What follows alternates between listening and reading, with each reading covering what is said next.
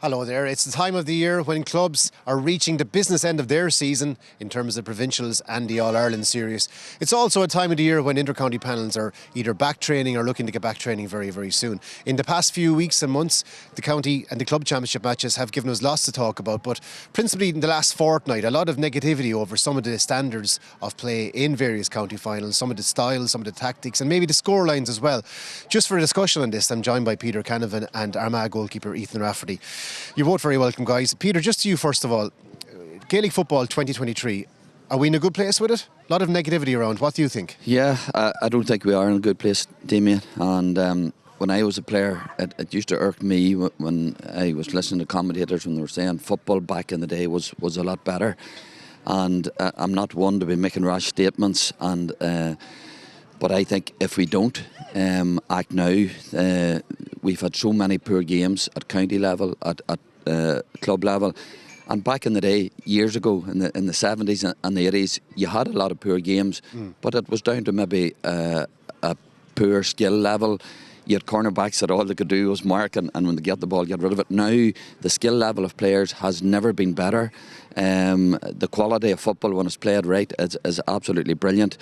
But such is the state of play that coaches now can play in a way to make the game really unattractive if they choose to do that. And I'm not blaming coaches for that. Their main job as a coach of a club or as a county is to get the best out of the players and to win.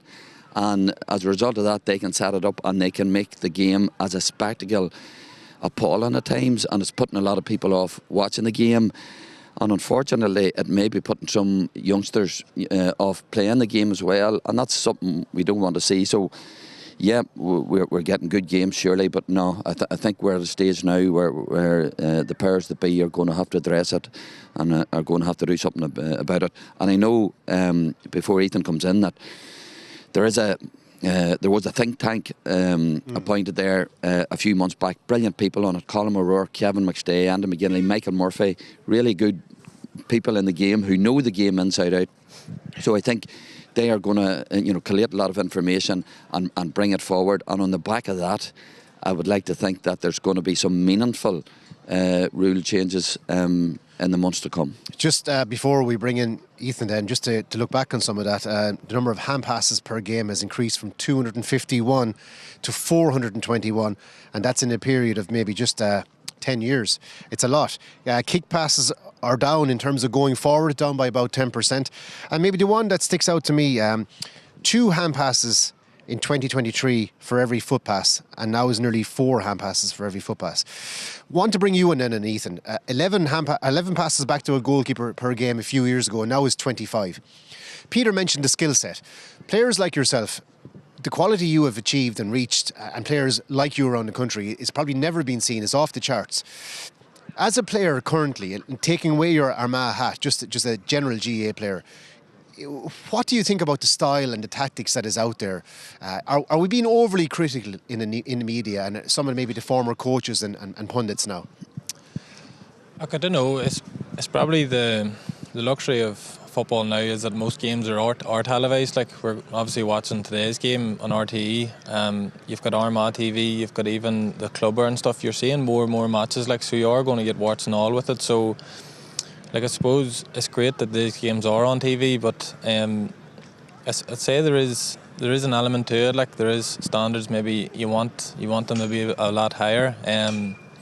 But I can see where everybody's coming from, and I know everybody's watching TV and they want the best of the best on the TV. So I see what they mean. Yeah. Peter, is it a fear of giving the ball away? Is it as simple as that from most coaches' philosophy? Yeah, a lot of teams now are very much aware of keeping possession, and a lot of the negative, for want of a better word, style of play as a result of boys like Ethan coming out of their goals. The time was goalkeeper stayed in there and it was man for man further out the pitch. Now so many game plans are based on the goalkeeper coming out and being the extra man, and as a result of that, it's easier for a lot of teams maybe to sit back.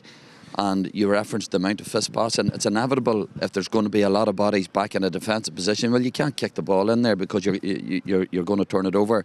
So as a result of that, there's a lot of lateral passing from. Can I just come in there for a second? You mentioned the ball going back to the likes of Ethan. At least when Ethan gets it, and I'm just saying it because he's here beside you, but there's lots of forward movements, there's lots of advanced runs made. It's exciting to watch, and maybe Ethan is probably walking a thin line there at times. Peter, why do you mean it could be defensive then perceived? Well, one team is going to have a spare man if the goalkeeper comes out. So in Armagh's case, and you're quite right, Armagh's one of the teams that are very proactive with their goalkeeper. When you have a man like that, now bear in mind he played a lot of his football at midfield, so he's very comfortable out there. A lot of teams aren't. They just want to keep their goalkeeper back, coming in as a spare man just to keep the ball moving. So it's very hard for forwards, Damian, to push up when you know that the team you're playing against has got that extra man. So a lot of teams are more inclined to sit back, give them the ball in their own half, and try and do your defending in twos and threes further back in the pitch. Ethan, as Peter mentioned, with your club Grange, you've played outfield for an awful long time. Did you need much persuading or much of an inclination to add this to your game at inter-county level? Took a wee bit of persuading, yeah, because you have to park your ego to do that.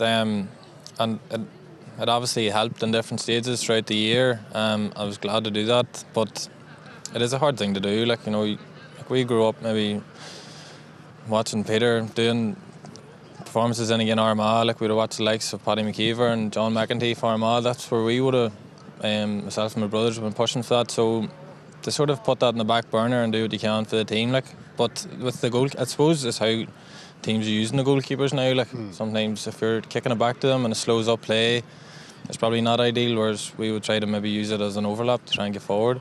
The late John Morrison used to mention that the way to beat the blanket was go over the top or play down the wings, play down the flanks. It appears to be more and more recycling and waiting for the off-the-shoulder run. And is that maybe a frustrating thing for the spectator? And I know it's all about performing and winning now. It's not about the spectators, but they are part of it too. I suppose it's how often you use it. It's a necessity. Maybe whenever if you have 3 or 4 plays in a row, players are going to get tired. And if you have to come out to use the goalkeeper as a rest period, then that's grand. But if you're using it 3 or 4 times in a row and it's slowing up the play, I suppose it's not going to make for great watching. But as you say, if it means your team can hold on to the ball for 3 or 4 minutes, get a score, then that's what you want to be doing. Peter, one point I'd make would be the club games. Attendances have been down in some places and scorelines have been really, really low.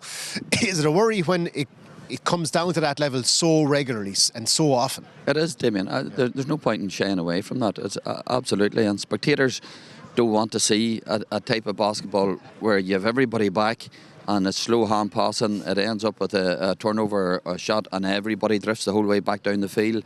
You want the game to be more free-flowing as a spectacle. You want to see more one-on-one battles going on, contests all over the pitch. When you see hurling played the way it is and the ball moving so quickly, we would like to see that. But coaches have to be incentivised to push up on teams to do that. But there's nothing there really to do that at the minute, and they can be, get as many back as they can. So there has to be something put in place to say we can't be as negative as that. So picking up on that, a final question to you each. If I was to ask you one rule change you might bring in the morning, what would that be, Peter, firstly? Not the ones that they're trialling at the university games at the minute. Which are goalkeepers kicking beyond the 45 and the sideline kicks between both 20s have to go forward. Yeah, I think that's counterproductive because it's doing exactly what we don't want, and it's encouraging bodies to get back behind the pitch. There's a number of things that I would like to see trialled.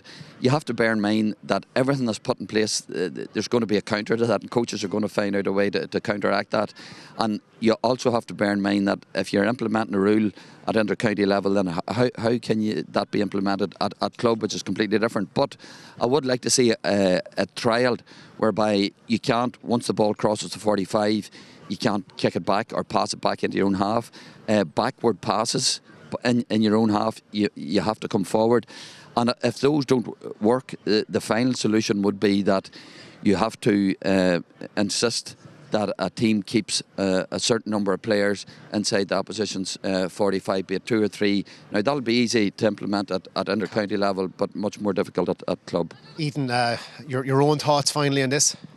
I quite like that idea of maybe a couple of players in your own half as you go forward, but the hard thing is going to be implementing that in the lower stages. But at least that it means that even if it might give me less of a job going forward, like, but it means if it's myself and maybe two odd players, that's grand. And then again, like, you're maybe sitting on the 45-yard line waiting for someone to come back to let you away. If you're, depends what cornerback you have. If it's good, if it's like the Aidan Falker, like, you want him up the field. So it's a tricky one. I'm just glad I'm not sit trying to figure it out. Okay, Ethan, Peter, that's your proposed changes, and thanks very much for that. Let's see what the committee itself does over the months and years ahead, but hopefully not that long.